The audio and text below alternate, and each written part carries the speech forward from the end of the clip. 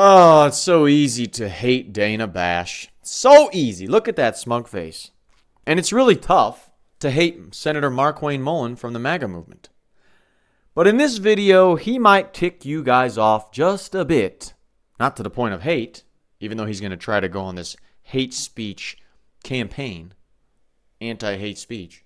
He does get Dana on a few things, but man, this was disappointing. It's Sean Daniel here. If you are always in love with Trump and he is always your main man, get ready to be frustrated. Thank you so much for being here. I know you are going to the memorial service for Charlie Kirk. President Trump and Vice President Vance are among the top leaders who will be speaking. What do you want their message to be? What is the best way for them to remember your friend? His legacy. Dana, he was a Christian man first, a husband and a father, and honoring his legacy, which he would say, don't honor my legacy, let's carry on what I was fighting for, but his legacy is that. He left a lasting impression on people around the world, and I believe you're going to hear true friends speak about him. I mean, it's pretty amazing, a guy that's 31 years old. The day he was assassinated, you had the President of the United States cancel his official schedule and address the country from the Oval Office. You had the Vice President of the United States change his schedule and on the 11th fly down to receive his remains and transport him back home and take his family with him. It's hard to believe a guy 31 years old made an impact like that around the world. You saw what happened in Korea, you saw what was happening in London, you saw what's happening in our campuses, our high school campuses, our college campuses around the country. It's just absolutely amazing. And so we're there to truly celebrate his life and then move forward carrying on his message. You know how far-reaching Charlie Kirk's impact is? Right now am in Slovenia in Central Europe, and there was a vigil, a mini memorial held at the U.S. Embassy here in Ljubljana by a young conservative organization, kind of like Turning Point. They're trying to start it, called Nova Smer. It means new direction, kind of like Turning Point. Even all the way out here in Slovenia. Not only that, the story of Charlie Kirk getting assassinated was on the news out here. So it's worldwide. Well, one of the things that is maybe a hallmark of the legacy that I'm sure you would say, and I know you have said that he would want to leave behind, is engaging in one of the most fundamental American rights, which is free speech. And I do want to ask you about that because ABC this week indefinitely suspended comedian Jimmy Kimmel, not long after FCC Chairman Brendan Carr went on TV and warned, quote, "We can do this the easy way or the hard way." Your Republican colleague, Senator Ted Cruz, called the threats from Carr, quote, "dangerous as hell." Listen to more of what he said. I think it is unbelievably dangerous for government to put itself in the position of saying, we're going to decide what speech we like and what we don't, and we're going to threaten to take you off air if we don't like what you're saying. Do you agree with him? No, here's what I want to point out real quick on this, is the ABC executives, they have the right to do what they choose to. They're running a business and a for-profit business, just like when Fox decided to remove Tucker Carlson over his COVID comments. If it doesn't align with a private business, then they have the right to remove them if it doesn't fit with their brand. Can I just stop you right there for 1 second? Can I stop you right there for 1 second? Because sure. The difference between this and Fox and a lot of other instances where private companies make a decision on who is employed by them, and if they don't like what they say or what they do, they fire them. Fine. The big difference here, as you know, is that this is a broadcast network that was threatened by a government individual who has oversight over the regulation and potential for a merger in the future. And so this is also an Sure, but this is also a network that has not been friendly to this administration whatsoever. And so I don't think a threat would make any difference whatsoever. They made a decision because Jimmy Kimmel said something that was extremely insensitive and a flat out lie about the President of the United States, and there was no excuse for it. There is no excuse for making a joke. I don't care if you're a comedian or who you are, to making a joke about an assassination. There's no room for that at all. And ABC made that decision. And just like Fox made the decision over Tucker Carlson. And for anyone to say that we're trying to silence free speech, these are the same people that didn't stick up for Tucker Carlson when he got fired for speaking his mind about COVID on Fox. So this isn't a two-way street at this point. This is the left that's being extremely hypocritical of themselves, and the hypocrisy is bad. And Dana, let me point out something too, and he may or may not get to this question, but I want to point out the hypocrisy on the left again over just what happened yesterday, Friday in the House of Representatives when you had Melissa Hartman, the state representative that was assassinated. A resolution came forward. The entire House unanimously supported to condemn and to honor the life of her, condemn the assassination and honor the life. That same resolution with a name change said Charlie Kirk. What happened? Senator, Well, I want to point this out, though. You had 58. But I want to point it out, too, because hypocrisy for both sides on the free speech needs to be pointed out, because the same resolution that had Charlie Kirk's name on, you had 58 representatives vote no, 38 voted present, 22 chose not to vote. That is silent. So you had 118 individuals that didn't condemn it because Senator, why? Get to that, because of hypocrisy over both sides. It's very interesting that 58 Democrats decided to vote no on that Charlie Kirk resolution. Now, you have to be smart, though. When you hear this stuff, you can't just be like, oh, well, it said Charlie Kirk and Democrats voted no on it, so they're bad and evil. Okay, we do know the Democrats. We are not stupid on that. But we do not know fully what was in that resolution. We do not know fully what was in the other resolution. If you go on the news, you will just hear the title of it, the Charlie Kirk Acknowledgement Resolution. You don't know what's fully in that. Now, probably should those Democrats have voted yes? Yeah. Probably because they just voted yes on the other one to recognize that other person that got killed. But make sure of that when you're paying attention to the news. Just because it says, oh, it's a Trump resolution, it means it's all good.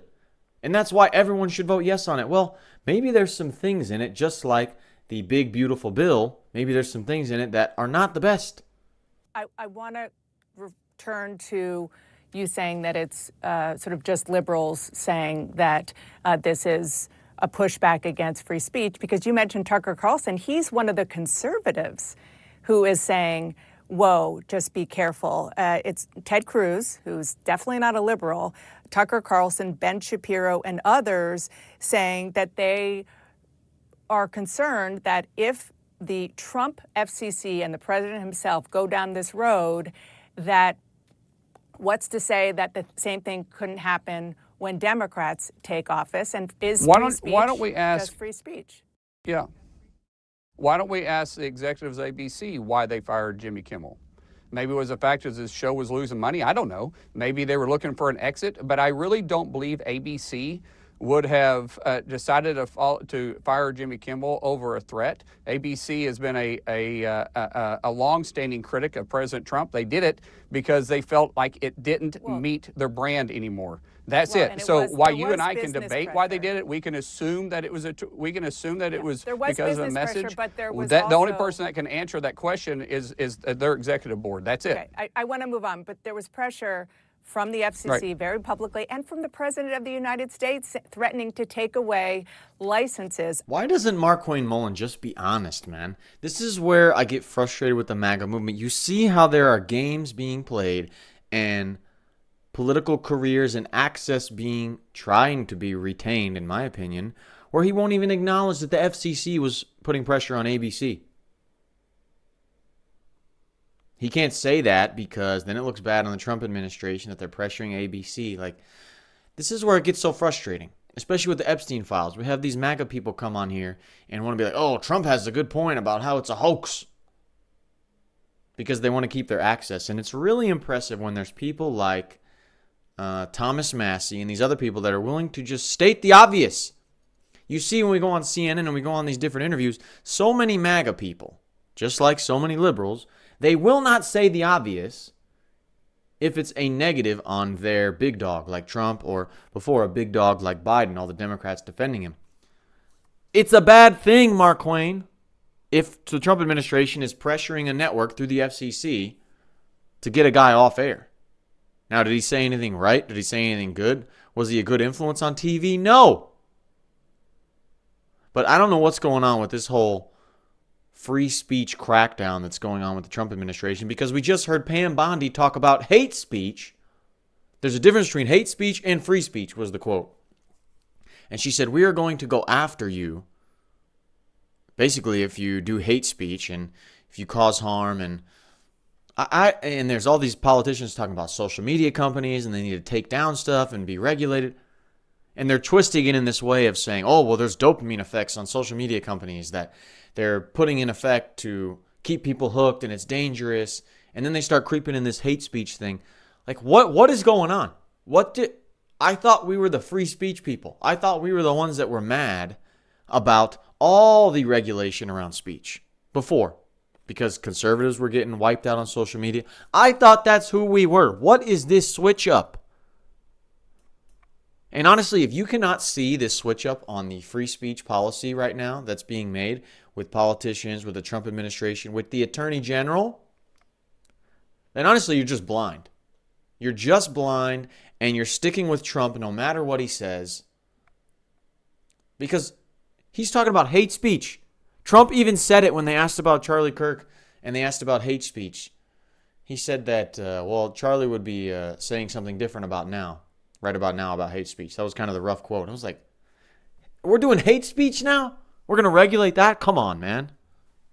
I want to move on to sort of a different version of what we have seen this week from the president. He claimed that 97% of stories about him on newscasts are negative, and he said, I think that's really illegal. Here's a little bit more of what he said. When somebody is given 97% of the stories are bad about a person, that's no longer free speech, that's no longer anything, that's just cheating. Senator, he really seems to be redefining free speech as speech that is only favorable to him. I can't imagine that you're comfortable with that as somebody who swore an oath to the Constitution, and a pretty prominent part of the Constitution is the right to free speech. He didn't say free speech. He said cheating. And what he was referring to is elections. When you have 98 or 97% of the news stories over that, he said, no, he just said it. I'm playing back exactly the message. 97% of stories about him on he newscasts said was cheating. But he said it was cheating. I'm repeating the clip you just played because I didn't watch that. You just played it for me for the first time. Okay, then what would he be referring to when he said cheating? He was referring to, because he didn't say free speech. He believes, it was a very long statement that he made. He was saying that he believes that the stories on network television about him are negative, and that it should be potentially illegal. That is my question to you. Okay, well, that is not, I can't, Dana, I can't answer a question I didn't hear. I'm repeating what the clip you just played. What the clip you just played said that and it said that it is cheating. That's his words. That's not me making the assumption. That's not paraphrasing what he said. That's the clip you played. And that 100%, because we've had this conversation, that 100% refers to elections. When you have 97% of the news stories on him that's constantly telling bad stories, and by the way, that wasn't even close what was happening when Biden in office. You guys were covering it up constantly, what he was doing. And so when 97% of the news stories are negative about him and 99% about Pete Hegseth is negative, it is cheating because you're putting out a narrative that isn't true. Yo, what a great connection by Markwayne Mullen. Finally! That's obviously what he's saying, Dana Bash. If he gets all this negative coverage, how's it going to affect elections? That was a deep statement about it being cheating. That was good. I guess my question is, if you just kind of take a step back, sir, because let's say he was talking about, you speak Trump speak, you talk to him all the time. Let's just say you're right that when he said cheating, he in his mind was referring to elections. But it is, since the beginning of time in the United States of America, presidents have not liked the criticism that they got when they get coverage that they don't believe is favorable to them. But they have said that's just part of being the president in the United States of America with a free press. You don't think there's a slippery slope going on here with that? Well, I would like to go back and look at the comparisons of how many negative stories were ran against Biden, against Obama, against Clinton, and even against Bush 41 and Bush 43. And I'm just saying, he didn't say he was going to crack down. He said it was cheating. I'm just repeating the words, but I'm just saying there is a problem, and I agree with him. There is a problem. There isn't any positive negative stories that our left-leaning media outlets can tell about him. And look, free speech? Has he been such a bad president? Absolutely, I believe in free speech. Without a question, I believe in free speech. There's a thin line between free speech and when it crosses a line and causes violence. And when you start calling someone fascist, which is what we've seen prescribed on the bullets and on the magazines of these individuals, when you start using words of that he's a Nazi and comparing him to Hitler, and I'm not saying you've done that, I'm saying this is the negative stories that have been played about him. There is a problem at some point, and some people have to be held accountable. But hey, free speech is free speech. Hateful speech is also free speech. But when it leads to violence, now that's a crossover, and people should be held accountable for that. Okay. So does that mean if you threaten somebody, then that's something you can prosecute them for? You know, I'm going to kill you, I'm going to do that. That makes sense. He had the chance to call out CNN and the media for the way that they've programmed people to believe Trump was a fascist, and he didn't do it. He said, I'm not saying you've said that. Bro, come on. And maybe legally he can't do that because you could get sued for libel, and that would be a whole problem. But it's amazing to me that some of these Republicans are so fast to jump on this Jimmy Kimmel thing, celebrate it, and yet they won't call out the media for being the people that programmed other people to believe that Trump and everyone's fascist and evil when they go on these interviews. This is their chance, man, to point out this whole sphere that they're trying to put together about hate speech and people being programmed and the wrongful messaging about fascism. They have the messengers in front of them at these interviews, and they don't even call them out. Now, we understand that they're not going to say anything bad about what Trump and his AG have said about hate speech, because that would lose them too much access. Even if if they really believe in free speech, they would be irritated at this whole hate speech comments that are being made. We understand they're not going to do that. They don't want to cross that line. They want to keep their Trump access. But at least call out the media when you have them in front of them, man. Come on. It's Sean Daniel here. Let me know what you guys think down in the comments. I'm sure I got a few of you going with what I said. I would love to hear it, especially if you're still watching to the end. See you in the next one.